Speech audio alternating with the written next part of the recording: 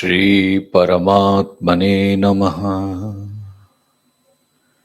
श्री गणेशाय नमः।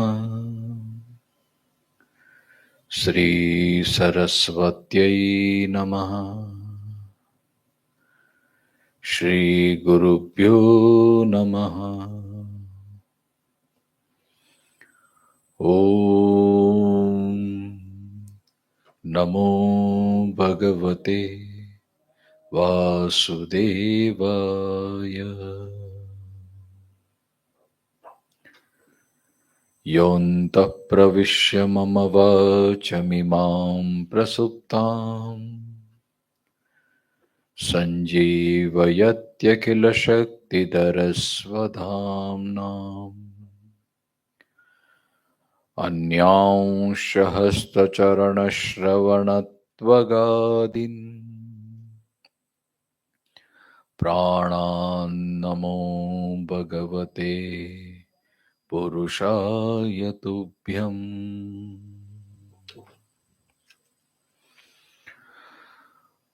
पार्थाय प्रतिबोधितां भगवता नारायणेन स्वयं व्यासेन ग्रथितां पुराणमुनिना मध्ये महाभारते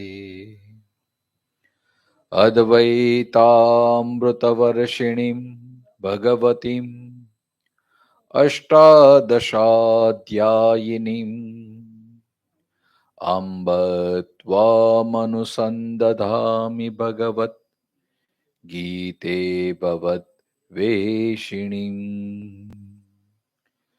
नमोऽस्तु ते व्यासविशालबुद्धे पुल्लारविन्दायतपत्रनेत्रे येन त्वया भारततैलपूर्णः प्रज्वालितो ज्ञानमयप्रदीपः प्रपन्नः परिजाताय स्तोत्रवेत्रैकपाणये ज्ञानमुद्राय कृष्णाय गीतामृतदुहे नमः। सर्वोपनिषदो गावो दुग्धा गोपालनन्दनः पार्थो वत्सः सुधीर्भोक्ता दुग्धं गीतामृतं महत्। वसुदेवसुतं देवं कंसचाणूरमर्दनं देवकी परमानन्दं कृष्णं वन्दे जगद्गुरुम्। भीष्मद्रोणतटा जयद्रथजला गान्धारी नीलोत्पला शल्यग्राहवती कृपेण वहिनी कर्मेण वेलाकुला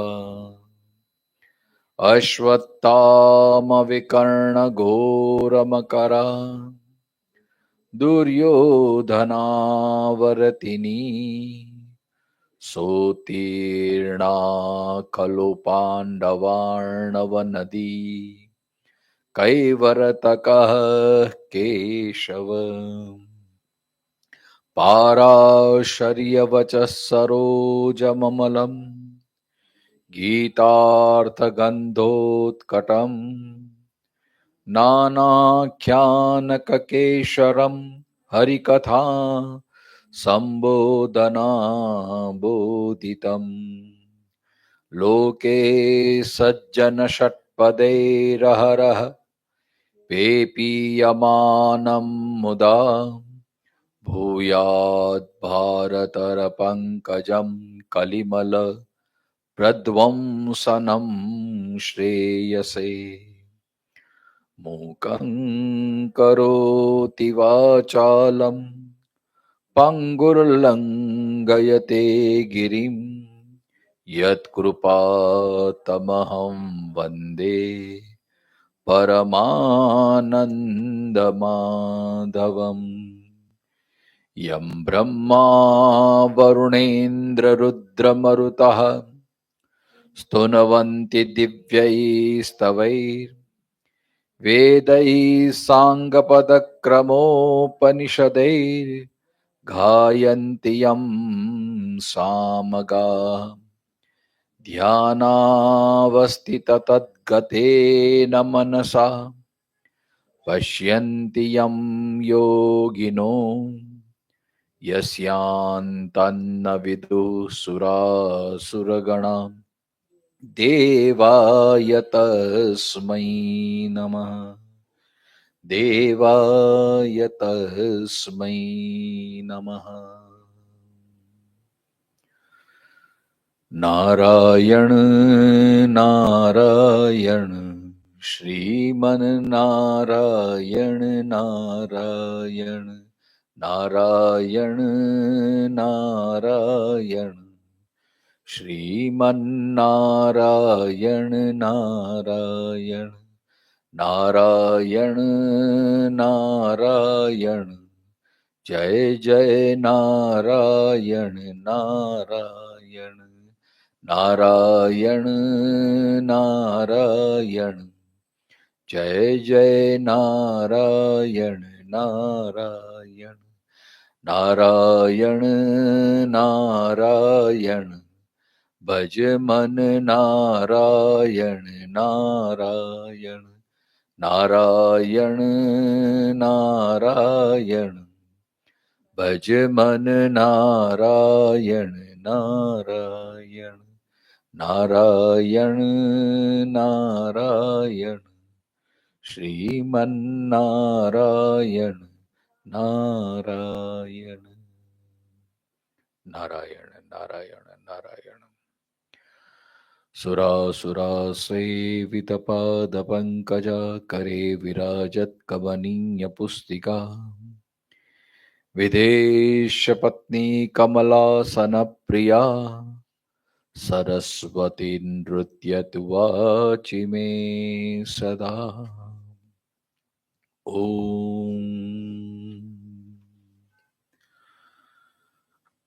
आइए पुनः एक बार स्वामी श्री प्रेमपुरी आश्रम ट्रस्ट ये प्रांगण में दहिया परिवार द्वारा अविरत बहती ये गंगा गीता ज्ञान गंगा की धारा में पुनः एक बार, जहां से कल ये यात्रा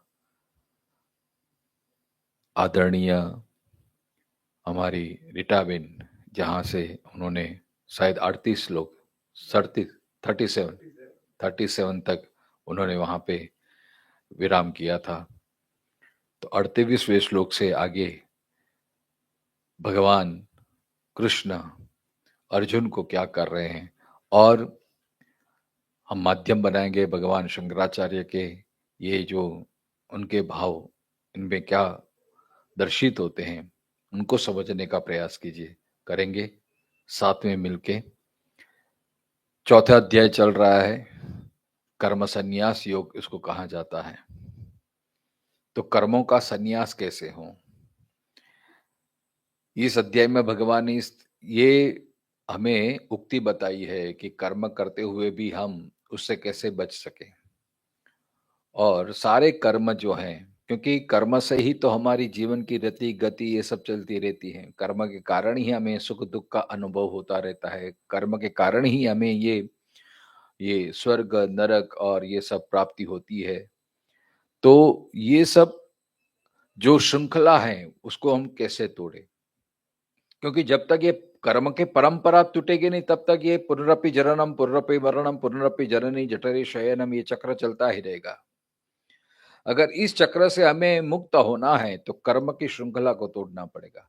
जब तक कर्म से हम जुड़े हुए हैं तब तक ये अशक्य है कि हम ये बंधन से मुक्त हो सके।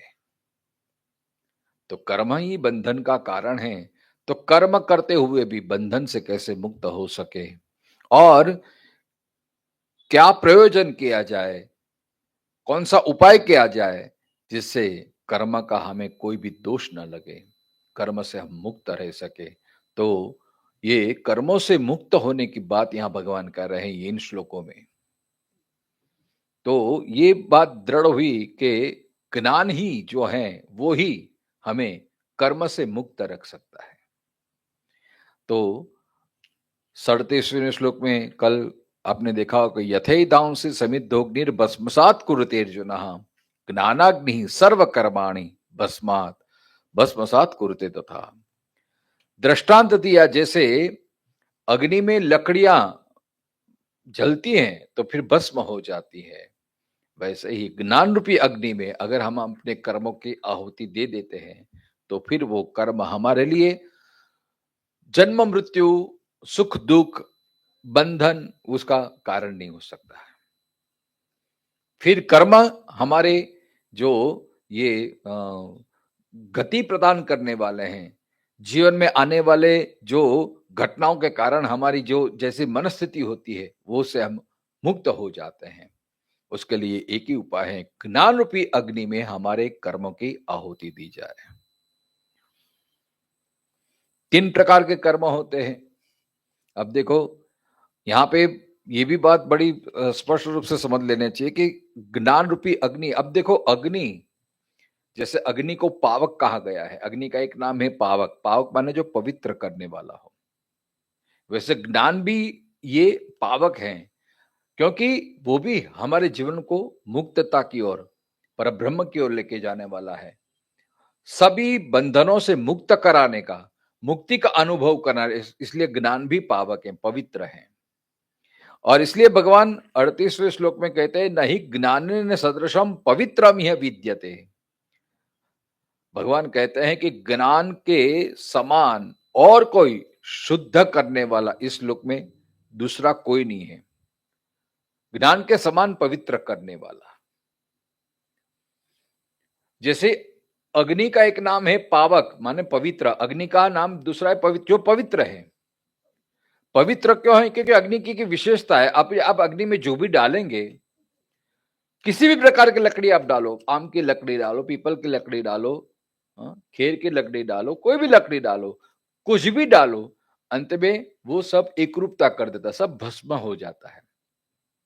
फिर न आम की लकड़ी रहती है, न पीपल की लकड़ी रहती है, न और कुछ लकड़ी रहती है, न कुछ और द्रव्य रहता है, केवल वो भस्म के रूप में ही विद्यमान रहता है। मतलब समानता, सब इक्वल कर देता। फिर एक बार जो अग्नि के संसर्ग में आ गया, फिर आप वो अलग नहीं कर सकते कि आम की लकड़ी का भस्म है, ये पीपल की लकड़ी का भस्म है, कुछ नहीं, सब एक रूप हो जाता है, सब समान हो जाता है।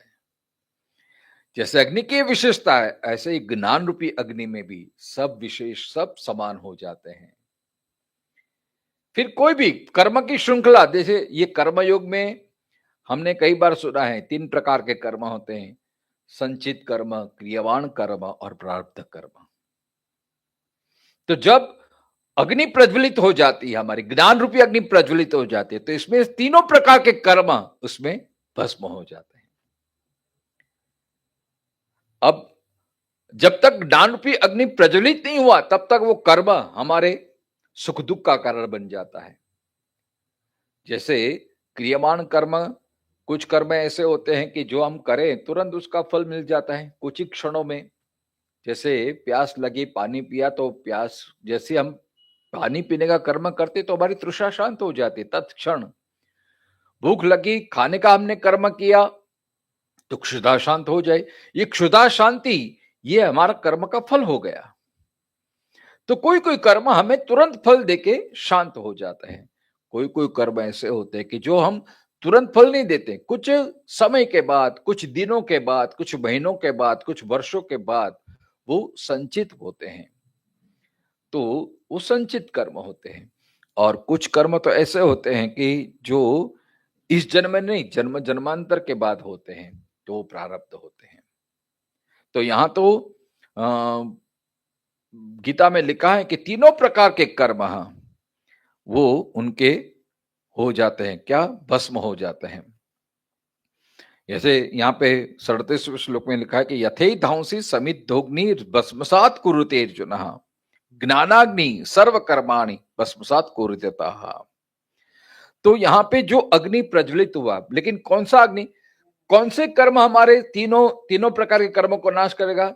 जो पूर्ण रूपे जो ज्ञान रूपी अग्नि प्रकट हुआ है। जैसे आप यज्ञ में अगर अग्नि बिल्कुल थोड़ा थोड़ा है, मतलब पूर्ण रूप से प्रज्वलित नहीं होगा, तो हो सकता है कि आप हवि डालेंगे, समिधा डालेंगे, लकड़ियां डालेंगे तो अग्नि बुझ भी सकता है, संभावना बनी रहेगी।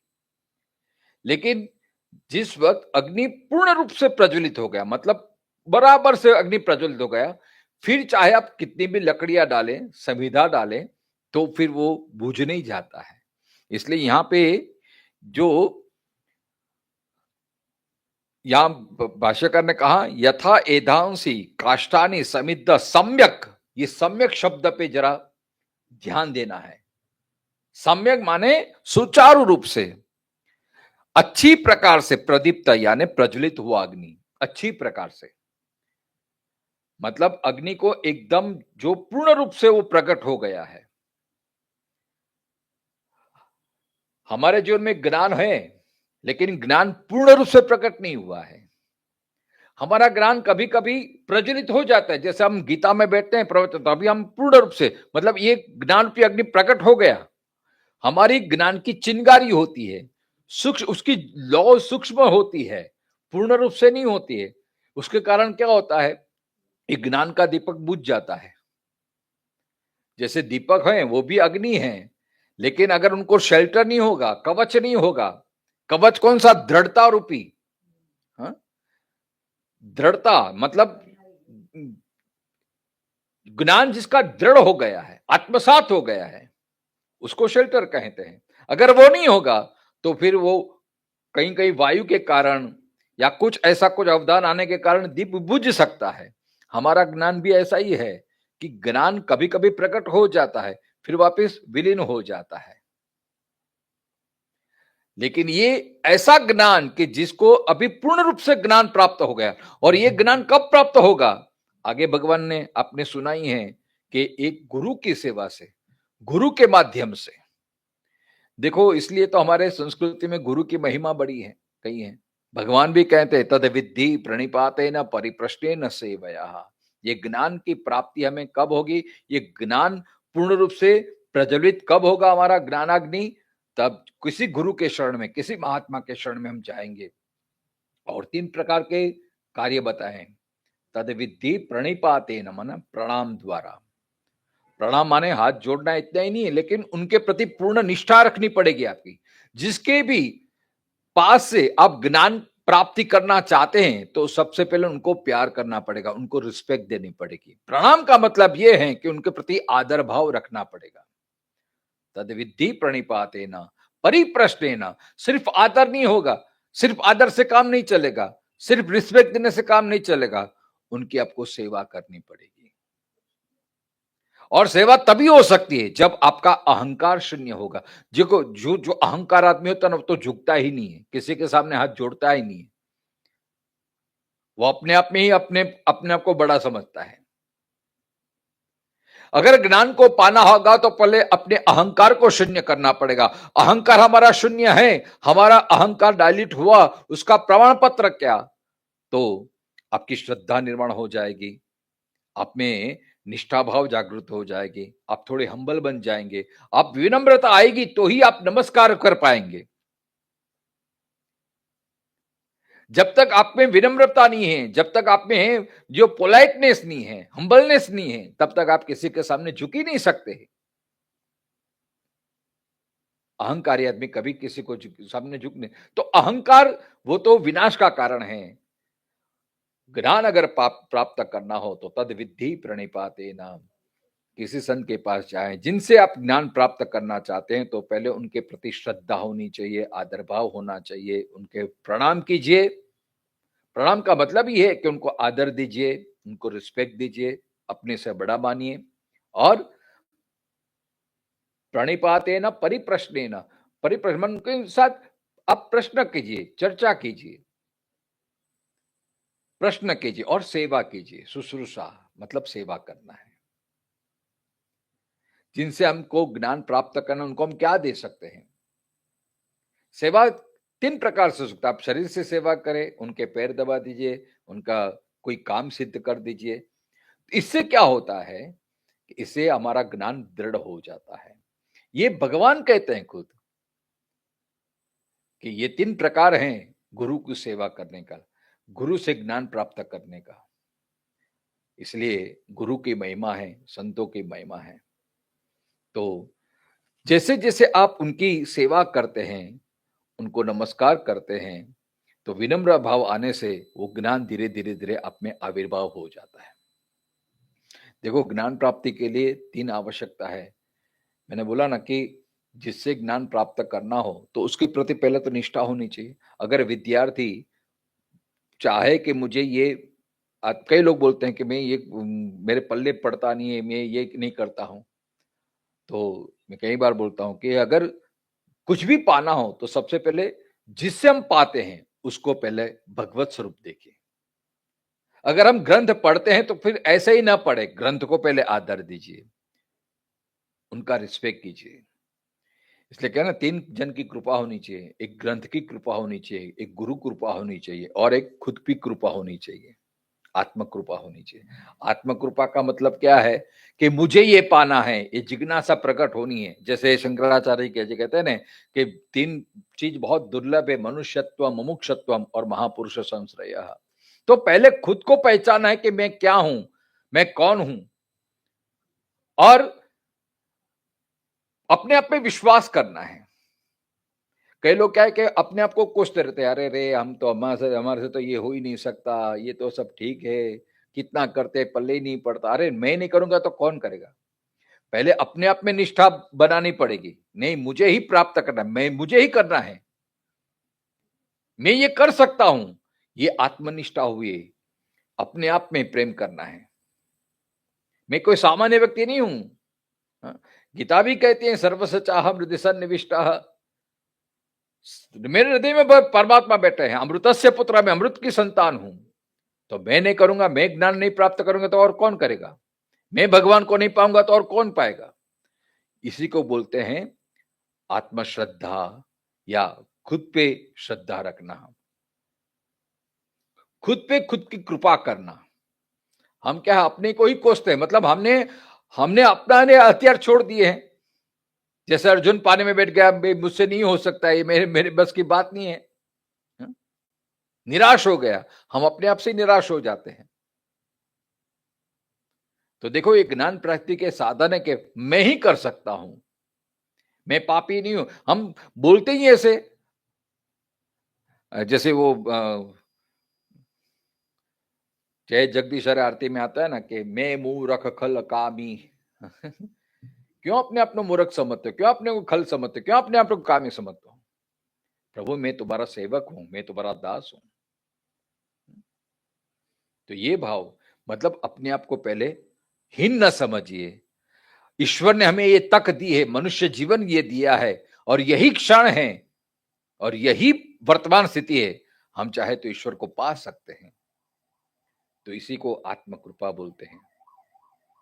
फिर जो भी साधन आपके जीवन में हो, जो भी मार्ग हो, ज्ञान प्राप्ति के अलग अलग साधन हैं, जो आपकी रुचि हो, जो आपको अनुकूल हो, वो साधन के प्रति निष्ठा होनी चाहिए, वो साधन की कृपा होनी चाहिए। अगर आप ग्रंथ के माध्यम से, गीता के सहारे आप ज्ञान प्राप्ति करते हैं, तो गीता को केवल पुस्तक न समझे, वो साक्षात भगवान का वांग्मय स्वरूप है। ऐसे ही भागवत की हम पूजा करते हैं, पुस्तक, वो पुस्तक के रूप में नहीं, वही भगवान है।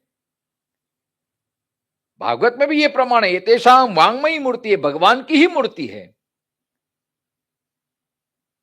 सरस्वती है। ये भगवत भाव जब आ जाएगा, और जो माध्यम है गुरु है, तो गुरु पे भी, वो गुरु वो व्यक्ति नहीं है, व्यक्तित्व है, वो परमात्मा का ही स्वरूप है। इसलिए गुरु की निष्ठा बताइए। गुरु में हम केवल वो व्यक्ति का दर्शन न करें, गुरु हमारे लिए भगवान है। इसलिए तो ये कबीरदास जी कहते हैं कि गुरु गोविंद दोनों खड़े, किसको लागू पाए, बलिहारी गुरुदेव की, जिन्हें गोविंद दियो बताए। इतनी बड़ी गुरु की महिमा कही कि गुरु के माध्यम से ही तो हम भगवान को प्राप्त कर सकेंगे, ज्ञान रूपी अग्नि को प्रदीप्त कर सकेंगे। इसलिए तद विद्धि प्रणिपातेन परिप्रश्नेन सेवया। तो ये डिजिटल के माध्यम से कई विद्यार्थियों का प्रश्न होता है कि हमें ये बात पढ़ने नहीं पड़ती, मुझे ये समझ में नहीं आता। तो मैं हमेशा कहता हूँ पहले तो ग्रंथ को, चाहे कोई भी सब्जेक्ट हो, अगर आप हिस्ट्री पढ़ रहे हो या आप ज्योग्राफी पढ़, आप ये गणित का सिद्धांत कर रहे हो, तो ये फॉर्मूला मुझे नहीं चल रहा है, नहीं चल रहा, फिर हम क्या करते हैं, फेंक देते हैं, बाजू पर रख देते हैं। नहीं, पहले उससे प्रेम करो, पुस्तक से प्रेम करो, सरस्वती में उसमें आविर्भाव करो, निष्ठा रखो, थोड़ी पेशेंस रखो, थोड़ी श्रद्धा रखो। नहीं, ये मुझे ही समझना है आज, नहीं तो कब मैं ये पुस्तक मुझे ज्ञान देगा ही। थोड़ी रिस्पेक्ट रखे और थोड़ा प्रयत्न करे और थोड़ा प्रयत्न करे, फिर देखो आएगा कि नहीं। और थोड़ा अपने आप पे श्रद्धा रखे। अरे रे, मैं तो कितने कोशिश किया लेकिन नहीं हो रहा है, क्या करे। अपने आप से मायूस न होए, अपने आप में विश्वास न खो बेटे, अपने आप में निराशा न लाइए। नहीं, आएगा आएगा, क्यों नहीं आता है, जरूर आएगा। एक बार पढ़िए, 2 बार पढ़िए, 3 बार पढ़िए, समझने का प्रयत्न करें। ऐसा सतत जो सातत्य रहता है तो हमेशा उसको ज्ञान प्राप्त होगा होगा और होगा ही। हम क्या है, टेकन फॉर ग्रांटेड ले लेते हैं ना। ठीक है, चलो भाई, वक्त मिला है, वक्त मिला है, इसलिए चलो चले जाते हैं। इसलिए हमारे ज्ञान रूपी अग्नि वो प्रज्वलित नहीं रहती, बुझ जाती है। तो ये तत्परता होनी चाहिए, निष्ठा होनी चाहिए। नहीं, मुझे प्राप्त करना ही है, मुझे जीवन से मुक्त होना ही है। ऐसी जब दृढ़ता आ जाएगी, कोई भी जीवन के कोई भी किसी भी क्षेत्र में सफलता प्राप्त करनी हो तो सबसे पहले तत्परता होनी चाहिए। तो इसलिए ये बात आएगी तभी हम ये ज्ञान रूपी अग्नि को सम्यक प्रकारेण प्रज्वलित कर पाएंगे और उसे में हमारे सारे कर्म भस्मसात हो जाएंगे। अब देखो, यहाँ पे भगवान कहते हैं कि जैसे समिध रूपी लकड़ियां अग्नि में भस्मसात हो जाती है, वैसे ही ज्ञान रूपी इसमें सर्व कर्माणि भस्म हो जाते हैं। लेकिन यहां शंकराचार्य कहते हैं कि अतो यानी अप्रवृत्त फलानि ज्ञानोत्पत्ति प्राक कृतानि ज्ञान सह भाविनी च अतीतान अनेक जन्म कृतानि च तानि एव सर्वाणि भस्मसात कुरुते। मतलब जन्म में ज्ञान की उत्पत्ति से पहले और ज्ञान के साथ साथ किए हुए एवं पुराने अनेक जन्मों के किए हुए जो कर्म अभी तक फल देने के लिए प्रवृत्त नहीं हुए, मतलब संचित कर्म, उन सब कर्मों को ही ज्ञानाग्नि भस्म करता है। और ब्रैकेट में लिखा है प्रारब्ध कर्मों को नहीं। अब देखो, अग्नि प्रज्वलित तो हो गया, अब जब लकड़ी डालते हैं अग्नि में तो तुरंत ही भस्म नहीं होती है, देर लगती है। अग्नि में लकड़ी पड़ी हुई भी थोड़ी देर तो अपना अस्तित्व टिकाए रखती है, फिर क्या होता है, धीरे धीरे धीरे वो लकड़ी अग्नि को पकड़ती है और फिर खुद उसमें जो उसका ब्राउन कलर है वो बदल जाता है। फिर अग्नि का, ज्ञान का वो कलर अग्नि का जैसा सुवर्णम हिरण्यमय जैसा होता है, सोने जैसा रंग, वो लकड़ी भी ऐसा रंग में, मतलब अग्नि के रंग में वो रंग जाता है, मतलब लकड़ी भी अग्नि स्वरूप हो जाता है। और धीरे धीरे धीरे वो अपने जो मूल जो पदार्थ हैं, मूल जो उनका स्वाभाविक है, उसको वो खो देती है और वो भस्म के रूप में परिणित हो जाती है। वैसे ही जब अब इस जवन में ये गीता के माध्यम से हमारे जीवन में ज्ञान प्रदीप्त हो गया। और कौन सा ज्ञान? ज्ञान माने क्या? अहम ब्रह्मास्मि। देखो, ज्ञान की शुरुआत कहां से होती है? मैं से। मैं कौन हूं? और जब मैं को ढूंढते ढूंढते शुरुआत होते कि मैं ये हूं, फलाना फलाना हूं, तो वो तो ज्ञान की शुरुआत है, एबीसीडी है। और ज्ञान की पूर्णता कहां पे है? अहम ब्रह्मास्मि, मैं ब्रह्म हूं। तो ये जैसा अग्नि प्रकट हो गया, तत्क्षण हमारे कर्म सारे विलीन हो गए, भस्म हो गए। कैसे भस्म हो गए? तो देखो, कर्म का फल कब होता है और कर्म की क्रिया कब होती है? अब ये जो बातें हैं ना बहुत गहरी है। हम तो सिर्फ पढ़ और सुन सकते हैं, हमने यो अनुभव नहीं किया क्योंकि हम साधक हैं, हम पथिक हैं, पथ पे चलने वाले हैं। अगर मैं वास्तव में कहूं ये व्यासपीठ पे बैठ के, अगर वास्तव में ज्ञान रूपी अग्नि जिसका प्रदीप्त हो गया है, फिर तो वो इस जगत में रह ही नहीं सकता। वो ऐसी स्थिति में पहुंच जाता है, फिर चाहे उसको बोलने की भी जरूरत नहीं पड़ती, सुनने की भी जरूरत नहीं पड़ती, वो अपने मौज में ही रहता है। तो कर्म की शुरुआत तो अज्ञान से होती है। ज्ञान रूपी अग्नि क्या करता है? अज्ञान को नाश कर देता है। देखो, कर्म को नाश नहीं करता है, लेकिन अज्ञान में मैं करता हूं, मैं भोगता हूं, हाँ, मैं ये सब भुगतता हूं, यही तो अज्ञान है। ज्ञान की तो परिसमाप्ति है कि सर्वम खलविदम ब्रह्म, सब ब्रह्म है, जिसमें मैं का विलीन हो जाता है। इसलिए ज्ञान रूपी अग्नि में जिसने अपने आप को विलीन कर दिया, अपने आप को सौंप दिया, मतलब वो अहम अभी नहीं बोलता, अहम माने वो ब्रह्म स्वरूप ही है। तो उसके कारण उसके सारे कर्म, अब जब अपने आप अग्नि में विलीन कर दिया तो उनके कर्म कहां जाएंगे? देखो, कर्म का फल तब तक मिलता है जब तक अज्ञान बना हुआ है। अज्ञान कौन सा? कि मैं ये कर्म करने वाला हूं, ये मेरे कर्म हैं, ये मेरा कर्मों का फल है। तो अगर कर्तृत्व शक्ति, कर्तृत्व भाव होगा तो भोक्तृत्व भाव भी हमको भुगतना ही पड़ेगा। तो ज्ञान तो क्या है कि कर्तृत्व और भोक्तृत्व से मुक्त होता है। अहम न करता, यही ज्ञान मार्ग है। मैं करता नहीं हूं, ये प्रकृति करा रही है। प्रकृति की अध्यक्षता में ही सब कुछ हो रहा है। मैं प्रकृति से भिन्न हूं। जैसे शंकराचार्य जी गए, मैं तो बार बार यही स्तोत्र बोलता हूं आत्मशतक में, चिदानंद रूप शिवोहम शिवोहम। अगर ये आपने अनुभूति कर ली तो फिर आपके कर्म के फल कहां जाएंगे? प्रकृति के कारण। क्योंकि मैं अगर करता नहीं हूं, मैंने अहम भाव छोड़ दिया, फिर वो क्या हो जाएगा? फिर तो जब तक अहम भाव रहेगा, जब तक कर्तृत्व बुद्धि रहेगी, तब तक ये कर्मों के फल हमारे साथ जुड़े रहेंगे। जब ज्ञान रूपी अग्नि प्रज्वलित हो जाती है और मैं कोई सामान्य व्यक्ति नहीं हूं, अमृतस्य पुत्रः ममैवांशो जीवलोके, ये सब ज्ञान के पथ हैं। और ज्ञान की पूर्ण समाप्ति, ज्ञान की आखिरी मंजिल अहम ब्रह्मास्मि या सर्व खलिदम ब्रह्म, सभी ब्रह्म हैं। इसलिए भगवान आगे कहते हैं ना, कर्मयोगी क्या करता है? उसका ज्ञान रूपी प्रज्वलित अग्नि, तो फिर वो अहम को शून्य कर देता है। ब्रह्मार्पणम ब्रह्म वीर ब्रह्माग्नो ब्रह्मणोतम। कर्म कौन करता है? ये ब्रह्म कर रहा है। साधन भी ब्रह्म है, कर्ता भी ब्रह्म है, करण भी ब्रह्म है, सब कुछ ब्रह्म है। सर्वम खलविदम ब्रह्म, तो ब्रह्म है। इसलिए नरसिंह मेहता ने अपने पद में कहा ना, ब्रह्म लटका करे ब्रह्म पासे। तो सब ब्रह्म ही है, तो ये ब्रह्म का ही सब खेल है। तो इसमें हम अपने आप मैं को क्यों अपने गुस्साड़ते हो? तो जिसने साक्षी भाव से सब जो देख रहा है पूरे जगत को, तो वही ज्ञान रूपी अग्नि जिसके प्रज्वलित हो गए, तो उसका पूरा जीवन साक्षी भाव से चल रहा है। जिसने अपने मैं को पर ब्रह्म में विलीन कर दिया, फिर वो शरीर रहते हुए भी शरीर से अशरीर हो जाता है, वो पर ब्रह्म स्वरूप बन जाता है। फिर उनके कोई शरीर रहते नहीं, और जब शरीर नहीं रहा तो फल कौन भुगतेगा? आध्यात्मिक दृष्टि से देखें तो हमारे तीन शरीर हैं, स्थूल शरीर, कारण शरीर और सूक्ष्म शरीर।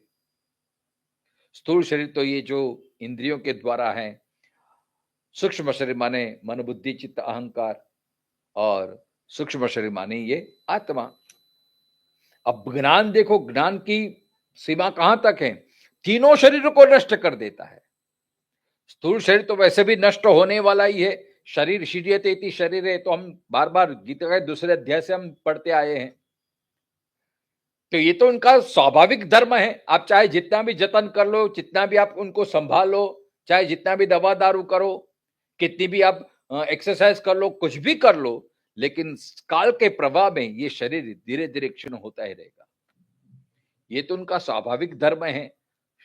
देह है जिसके रहने में ही सतत संदेह है, तो ये स्थूल शरीर तो वैसे भी नष्ट ही है, नष्ट होने वाला ही है, और काल में धीरे धीरे वो तो नष्ट की तरफ गति कर ही रहा है।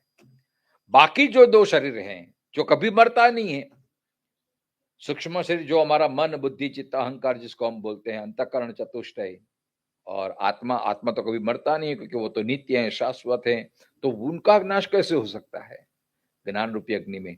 लेकिन यहां ये बात समझना है, आत्मा का नाश नहीं होता है, लेकिन आत्मा वो परमात्मा में विलीन हो जाता है। जैसे वेदांत की भाषा में कहें तो आकाश, घटाकाश और महाकाश। आत्मा माने जो देह में रहा हुआ है वो आकाश, घटाकाश, उसको हम आत्मा बोलते हैं। तो उसमें भी थोड़ा सूक्ष्म अहंकार रहता है, अयम आत्मा न प्रवचन न लभ्य। तो ये आत्मा, लेकिन वही आत्मा जब घड़ा फूट जाता है तो उसका आकाश कहां, महाकाश में विलीन हो गया। जैसे नदी सागर में विलीन हो जाती है, एक बिंदु होता है और एक सिंधु होता है, और बिंदु और सिंधु में क्वालिटेटिव तो कोई फर्क नहीं है, लेकिन वही बिंदु जब सिंधु में महासिंधु बन जाता है तब बिंदु का कोई अस्तित्व रहता नहीं है, तब आत्मा को कोई अस्तित्व रहता ही नहीं है। इसलिए यहां कहा कि ज्ञान रूपी अग्नि में तीनों प्रकार के जिनके शरीर नष्ट हो चुके हैं, फिर तो वो परब्रह्म हो ही, इसी के तो पुरुषोत्तम योग कहते हैं। पुरुष माने वो शरीर, वो आत्मा, वो जीवात्मा। लेकिन वही जब महाकाश में विलीन हो जाता है फिर उसका कोई अस्तित्व रहता नहीं है। इस कारण यहां पे तीन प्रकार के शरीर नष्ट हो जाता है। अब अग्नि प्रज्वलित हो गया यहां पे, तो शरीर तो है हमारा। तो यहां शंकराचार्य जी कहते हैं कि प्रारब्ध कर्म नष्ट नहीं होते हैं। प्रारब्ध कर्म नष्ट नहीं होते उसका मतलब शरीर निर्वाह है तब तक चलता रहे। जैसे गाड़ी आप चलाते हैं तो जिसमें जब तक पेट्रोल है और चलाने वाला है तब तक गाड़ी चलती रहेगी। अब आपने पहले से पेट्रोल थोड़ा बच गया है, बराबर है, और आप गाड़ी स्टार्ट किया, अब मैं चलाने वाला नहीं हूं, चला वो चला पे नहीं रहेगा, लेकिन गाड़ी स्टार्ट हो चुकी है तो गाड़ी चलती रहेगी। कब तक चलती रहेगी, जब तक उसमें पेट्रोल है तब तक। जैसे हरिभाई कोठारी अपने प्रवचन में बहुत अच्छा, जैसे साइकिल चलाते हैं पेडल लगाते हैं, लेकिन जब मंजिल जाते हैं तो हम कुछ देर पहले वो पेडल चलाना बंद कर देते हैं, लेकिन पूर्व गति के कारण वो साइकिल चलती रहती है। अब हम पेडल मतलब ये कर्म कर्म करना हमने बंद कर दिया। कर्म करना बंद कर दिया माने ऐसा नहीं कि ज्ञान रूपी अग्नि प्रकट हो गया पर बैठे रहना है, निष्क्रिय हो जाना है, ऐसा नहीं है। लेकिन जिसकी ज्ञान रूपी अग्नि प्रज्वलित हो गई, फिर वो अहंकार रख के, कर्तृत्व भाव रख के कर्म नहीं करता, उसका सहज कर्म हो जाता है, सहजता आ जाती। मतलब प्रकृति करा रही है, अहम न करता अहम न भोगता, क्योंकि अहम निर्विकल्पो निराकार रूपो विभुर व्याप्य सर्वत्र सर्वेन्द्रियाणाम, तो इंद्र से परे हो गया है।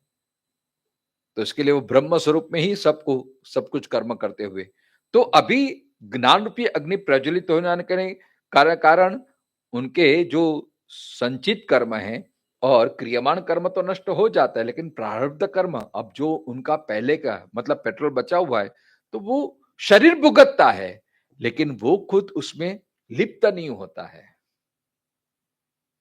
इसी को अगर वेदांत की भाषा में बोलते हैं तो जीवन मुक्त, मतलब जीवित है, व्यवहार कर रहा है, सब कुछ प्रकार का जो वो हम जैसे करते हैं वैसे ही व्यवहार करता है। वो खाता है, पीता है, उठता है, बैठता है, लोगों के साथ संबंध बनाता है, बोलता है, सब कुछ करता है, लेकिन साक्षी भाव में करता है।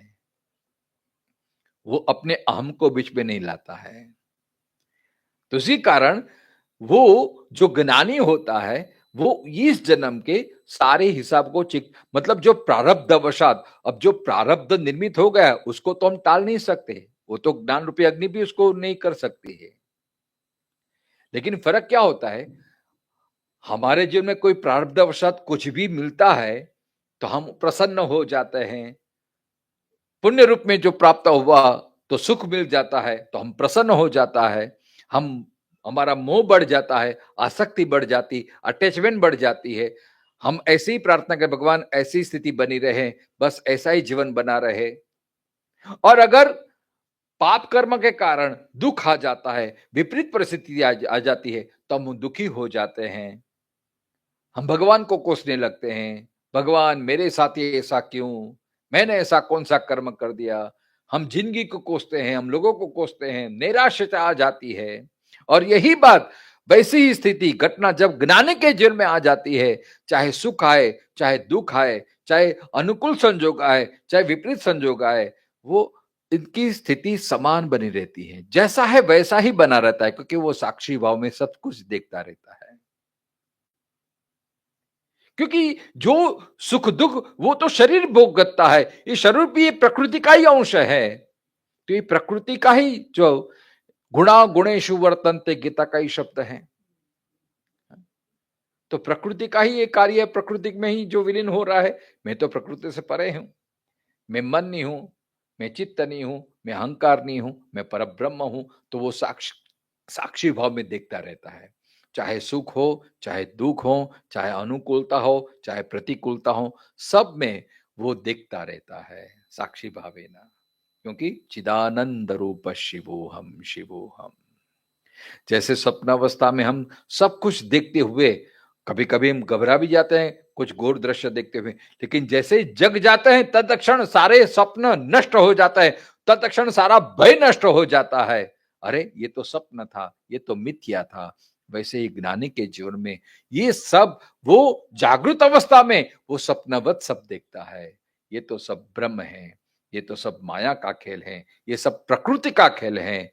मैं प्रकृति का अंश नहीं हूं, मैं तो परब्रह्म परमात्मा का अंश हूं। और ये सब प्रकृति के कारण हो रहा है। ये प्रकृति का तो यही तो स्वभाव है, यही तो धर्म है। वो कभी कभी प्रकृति एक तरीके रह नहीं सकती, उसमें विकार उत्पन्न होना स्वाभाविक है। तो ये प्रकृति का कार्य है। जो परब्रह्म है, जो परम तत्व है, वो कभी उसमें बदलाव आता ही नहीं है, उसमें कभी भिन्नता विपरीत संजोग आते ही नहीं है। वो तो समान अवस्था है।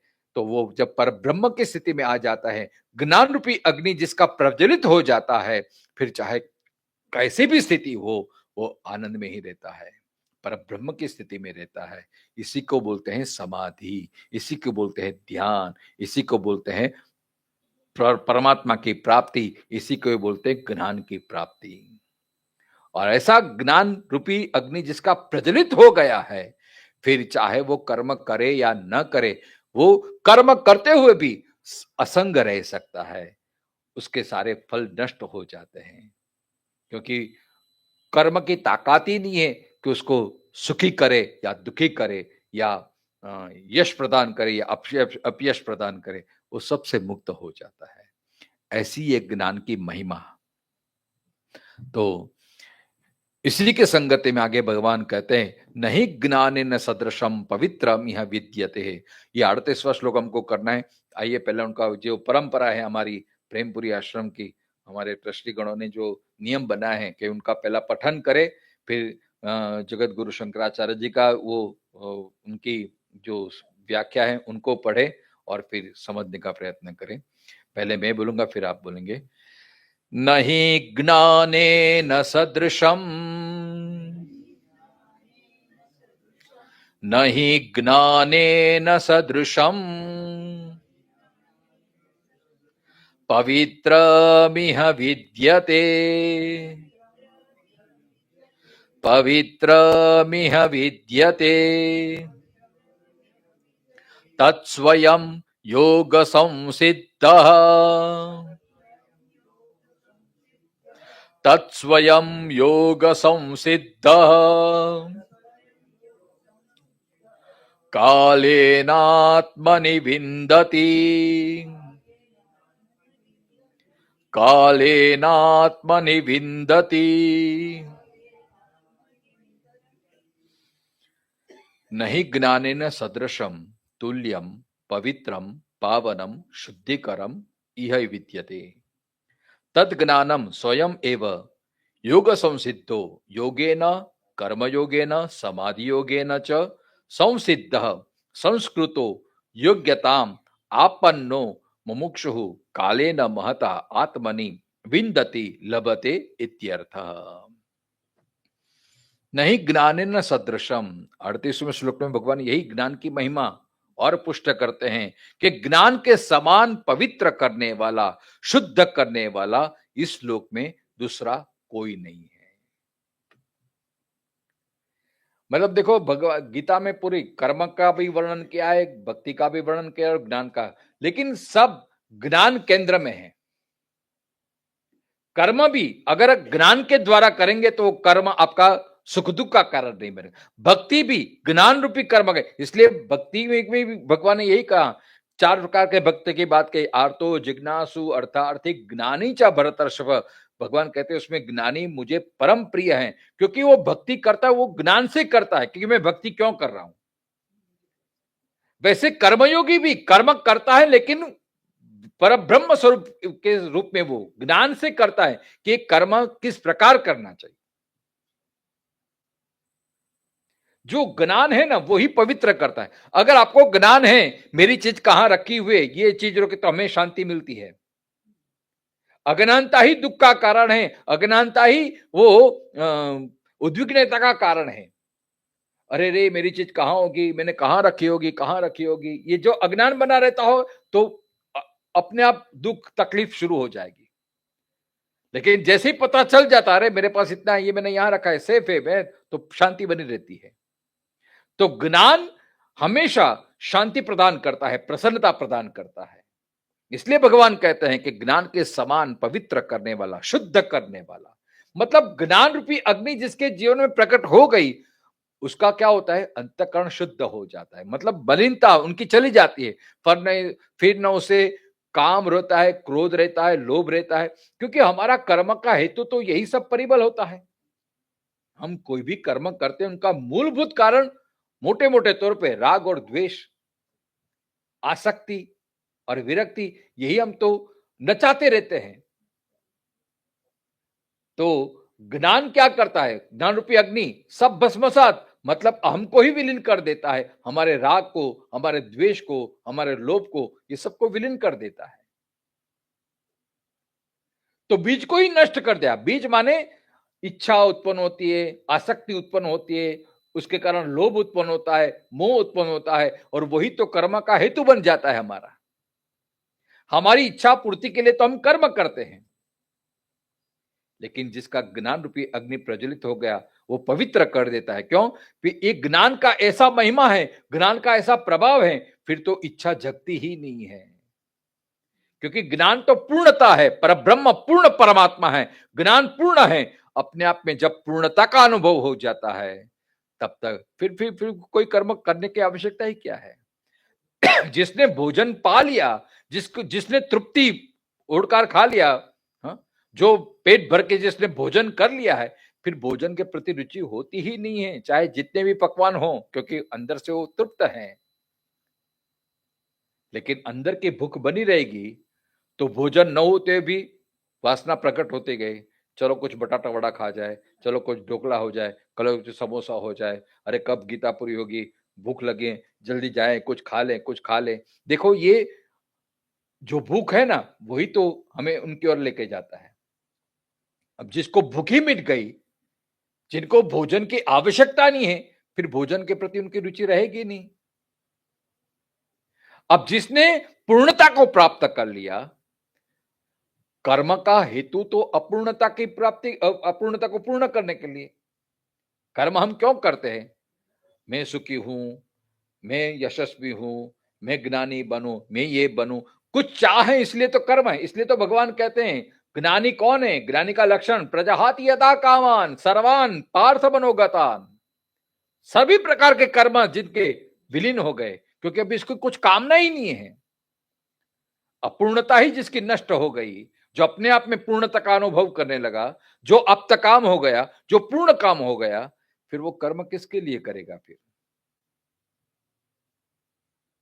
ना अभी उसे कुछ सुखी होना है, न दुखी होना है, न यशस्वी होना है, न राज चाहिए, न पाठ चाहिए, न दान चाहिए, न कीर्ति चाहिए, न यश चाहिए, न प्रतिष्ठा चाहिए, न मुझे कोई सम्मान करने वाला हो, मुझे कोई हार पहनाने वाला, ऐसी किसी कोई भी प्रकार की कामना है ही नहीं। तो फिर कर्म कहां से शुरू हो जाएगा? फिर इसलिए भगवान कहते हैं ज्ञान के समान पवित्र करने वाला, शुद्ध करने वाला। ज्ञान माने जिसका अंतःकरण शुद्ध हो गया, मतलब अपने जिसके अंतःकरण में किसी भी प्रकार की कामना का कोई बीज है ही नहीं। जब तक बीज है तो फलीभूत हो सकता है, फिर उसका वटवृक्ष बन सकता है। लेकिन जिसका बीज ही नष्ट हो गया, मतलब बीज तो है लेकिन ज्ञान रूपी अग्नि में जिसका बीज भुंज गया, मतलब हम जैसे अग्नि में सिखाते हैं ना, तो अग्नि के संसर्ग में आने के कारण वो अपनी जो विकसित होने की शक्ति खो बैठता है। फिर बीज तो रहता है अपने आप में, लेकिन फिर वो फलित नहीं हो सकता। वैसे ही ज्ञान रूपी अग्नि में जिसने अपने कर्मों के बीज को भुंज दिया है, तो वो पवित्र हो जाता है। फिर वो तत्क्षण ही सिर्फ वर्तमान में उसका उपयोग, भविष्य के लिए उनका उपयोग नहीं हो सकता है। फिर वो फर्टिलाइज नहीं हो सकता है, वो नष्ट हो जाता है। इसलिए शुद्ध करने वाला इस लोक में दूसरा कोई नहीं। मतलब ज्ञान से ही हमें परब्रह्म की प्राप्ति हो सकती है। कर्म और भक्ति वो तो साधन है, वो तो अंतःकरण शुद्धि। देखो कर्म है ना, कर्म मुक्ति का कारण नहीं है, कर्म बंधन सुख दुख का, ये तो अंतःकरण शुद्धि के लिए कर्म करने हैं। और जैसे अंतःकरण शुद्ध हो गया तो ज्ञान रूपी अग्नि प्रज्वलित हो जाएगी। जब तक अंतःकरण की शुद्धि नहीं होगी तब तक वो अग्नि विद्यमान नहीं रहेगी। जैसे बोलते हैं ना, लकड़ी का सूखा होना स्वाभाविक है, अग्नि प्रज्वलित होगा, लेकिन अगर गीली लकड़ी डालेंगे तो धुआं बहुत उठेगा, आंखें जलेगी, परिश्रम होगा। लेकिन जितनी लकड़ी सूखी होगी उतना तुरंत वो अग्नि को पकड़ लेगा और तुरंत वो भस्म हो सकती है। तो जिसका अंतःकरण शुद्ध हो गया है कर्म के द्वारा, और कैसे कर्म, तीसरे अध्याय से भगवान ने शुरुआत की। अपने कर्तव्य कर्मों को करना है, निहित कर्मों को करना है, फलाशक्ति छोड़ के कर्म करना है, फलाशा को अहम भाव छोड़ के कर्म करना है, कर्म में आसक्ति नहीं रखनी है, सेवक भाव से कर्म करना है। इस प्रकार से आप कर्म करेंगे तो क्या होगा, आपका जो हृदय के जो विकार हैं, वो जो विनाश है, मोह रूपी आसक्त रूपी, वो धीरे धीरे धीरे सूखने लगेगी। और एकदम जब कोरापन आ जाएगा, मतलब कोई विकार नहीं है, फिर वो सूखी लकड़ी, फिर उसमें ज्ञान जल्दी प्रकट हो जाता है। फिर तो ये अज्ञान का नाश इसीलिए शुद्ध करने सुने। तो ये कैसे शुद्ध होता है, तद ज्ञानम, ये ज्ञान कैसे प्रकट होगा, तो भगवान कहते हैं कि कर्मयोग या समाधि योग द्वारा, या तो कर्मयोग से या समाधि योग से। मतलब इस प्रकार कर्म करने से ही धीरे धीरे हमारा ज्ञान रूपी अग्नि प्रज्वलित और प्रज्वलित हो सकता है। या समाधि, समाधि माने क्या, समाधि माने अहम न करता, अहम भाव छोड़ के सर्वम खलविदम ब्रह्म, यही समाधि भाव है। देखो पतंजलि योग में भी अष्टांग योग जो है उसमें अंतिम समाधि है। समाधि माने क्या, स्वयं की विस्मृति। ध्यान की पूर्णता तब तक है जब हम स्वयं को भूल जाए। जब तक ये भाव बना रहे कि मैं ध्यान करता हूं, मैं ध्यान में बैठा हूं, तो वो ध्यान नहीं है, वो ध्यान की आप केवल एक अभ्यास कर रहे हैं। ध्यान की पूर्णता तो तब है जब स्वयं की विस्मृति हो जाए। इसी को ही तो समाधि बोलते हैं। तल्लीन हो जाना, तन्मय हो जाना, तद्रूप हो जाना, यही तो समाधि है। तो ऐसे कर्म योग द्वारा और समाधि योग द्वारा बहुत काल में, मतलब ऐसा भी नहीं कि आपने ये कर लिया तुरंत, नहीं। जैसे अग्नि को अग्नि में डाली हुई समिधा, उसको भस्म होने में थोड़ी देर लगती है, वैसे ही ज्ञान रूपी अग्नि प्रकट हो गया, फिर भी धीरे धीरे धीरे कालांतरे न, धीरे धीरे धीरे जैसे जैसे अग्नि हमारी और प्रज्वलित हो जी जाएगी, तो ये कर्म हमारे शून्य हो जाएंगे, फल से विमुक्त हो जाएंगे। तो शुद्धांतकरण हुआ, अर्थात वैसी योग्य का तो प्राप्त हुआ मुमुक्षु स्वयं अपने आत्मा में ही उस ज्ञान को पाता है, यानी साक्षात किया करता है, जिसके द्वारा निश्चय ही ज्ञान की प्राप्ति हो जाती है। अब ज्ञान की प्राप्ति कैसे हो जाती है, किस प्रकार हो जाती है, तो 39वें श्लोक में उगन कहते हैं। समय हो गया है, कल हम इसकी शेष चर्चा करेंगे। ॐ पूर्णमदः पूर्णमिदं पूर्णात् पूर्णमुदच्यते पूर्णस्य पूर्णमादाय पूर्णमेवावशिष्यते। ॐ शान्ति शान्ति शान्तिः। शङ्करं शङ्कराचार्यं केशवं बादरायणं सूत्रभाष्यकृतो वन्दे भगवन्तौ पुनः पुनः। ईश्वरो गुरु आत्मेति मूर्तिभेदविभागिनी व्योमवत् व्याप्तदेहाय दक्षिणामूर्तये नमः। ॐ शान्ति शान्ति शान्तिः। हरि ओम्।